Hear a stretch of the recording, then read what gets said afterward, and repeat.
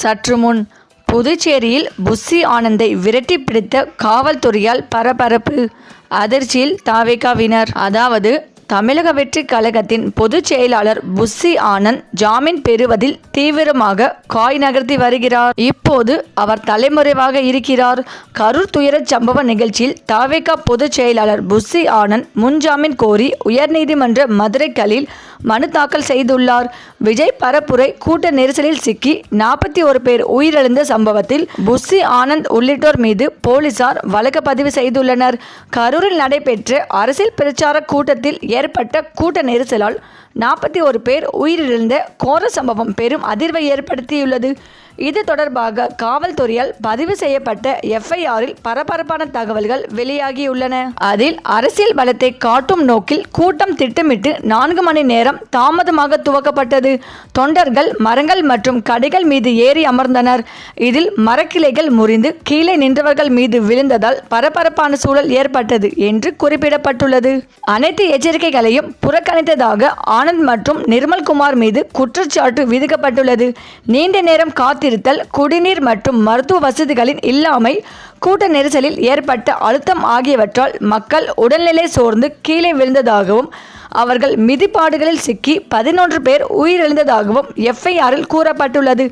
இந்த சம்பவம் குறித்து உயர் அதிகாரி தலைமையில் விசாரணை நடைபெற்று வருகின்றது. இந்த நிலையில்தான் கரூர் விஜய் பிரச்சாரத்தில் 41 பேர் பலியான வழக்கில் புஸ்ஸி ஆனந்த் விரைவில் கைதாக வாய்ப்பு உள்ளதாக தகவல் வெளியாகியுள்ளது. தாவேகா பொதுச் செயலாளர் புஸ்ஸி ஆனந்தை விரைவில் கைது செய்ய போலீஸ் தீவிரம் காட்டி வருகிறார்கள். தமிழக வெற்றி கழகத்தின் பொதுச் செயலாளர் புஸ்ஸி ஆனந்த் ஜாமீன் பெறுவதில் தீவிரமாக காய் நகர்த்தி வருகிறார். இப்போதைக்கு அவர் தலைமறைவாகி இருக்கிறார். கைதில் இருந்து தப்பிக்க வேண்டும் என்று புஸ்ஸி ஆனந்த் தீவிரமாக இருக்கிறார்.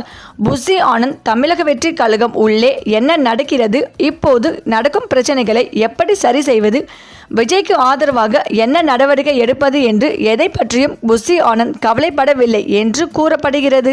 விஜயை அவர் பெரிதாக கண்டு கொள்ளவில்லை என்று கூறப்படுகிறது. தமிழக வெற்றி கழகம் கரூர் அசம்பாவிதத்திற்கு பின் திருச்சி செல்லும் வழியிலேயே புஸ்ஸி ஆனந்தை விஜய் கடுமையாக திட்டியதாக கூறப்படுகிறது. உங்களால் தான் இவ்வளவு பிரச்சனை, ஏற்பாடு சரியில்லை என்று புஸ்ஸி ஆனந்த் மீது விஜய் கடுமையாக கோபமடைந்து உள்ளார். இதையடுத்து புஸ்ஸி ஆனந்த் அன்று வேறு காரில் மாறி சென்றதாக கூறப்படுகிறது.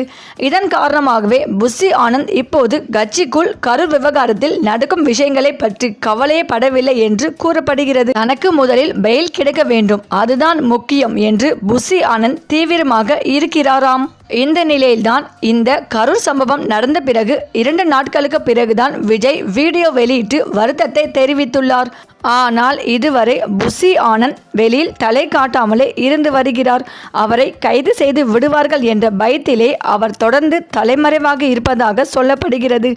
ஏனென்றால் காவல்துறை அனுமதி வாங்கியதுதான் புஸ்ஸி ஆனந்த் என்பதால் அவரை கைது செய்ய காவல்துறை தீவிரம் காட்டி வருகிறது. தனிப்படை அமைத்து அவரை தேடி வந்தார்கள். இந்த சூழ்நிலையில்தான் அவருடைய தொலைபேசி இணைப்புக்கு இறுதியாக புதுச்சேரியில் துண்டிக்கப்பட்டதாக சொல்லப்படுகிறது. அதன்படி காவல்துறை அதிகாரிகள் அங்கு தீவிரமாக தேடி வருகிறார்கள். அநேகமாக புஸ்ஸி ஆனந்த் இன்று அதிரடியாக கைது செய்யப்படுவார் என்றும் எதிர்பார்க்கப்பட்டு வருகிறது. சரி, இந்த வீடியோ பற்றிய உங்கள் கருத்துக்களை கமெண்ட்ல சொல்லுங்க. மேலும் இந்த வீடியோ உங்களுக்கு பிடித்திருந்தால் லைக் பண்ணுங்க, ஷேர் பண்ணுங்க, மறக்காம நம்ம சேனலை சப்ஸ்கிரைப் பண்ணிக்கோங்க. தேங்க்ஸ் ஃபார் வாட்சிங்.